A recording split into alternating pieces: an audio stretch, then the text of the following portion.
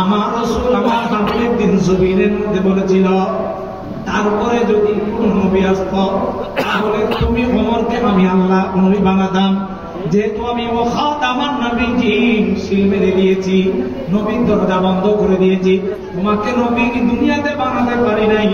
আমি কিয়ামতের ময়দানে আমার রাসূলের কথাকে বাস্তবায়ন করার জন্য আমি আল্লাহ তোমাকে নবীর মর্যাদা দান করে দিলাম। সুবহানাল্লাহ। তখন ওমর নবীর কাতারে একটু দাঁড়াবে, দাঁড়ানোর পরে আবার ওমর পিছনে চলে আসবে, আবার কোথায় চলে আসবে? তখন আল্লাহ বলবে ওমর তুমি পিছনে কেন গেলা?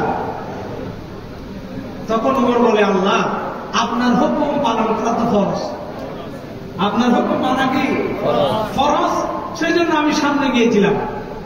ইয়া বালিল্লাহি তাআলা আপনার হুকুম পালন করা ফরজ, সে কারণে আমি সামনে গিয়েছি, না হলে যেতাম না।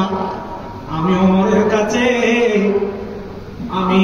কাছে নবীর মর্যাদা, নবীর খাতারে দাঁড়ানোর চাইতে আখেরি নবীর উম্মতের খাতা আমার জন্য বড় সৌভাগ্যবান।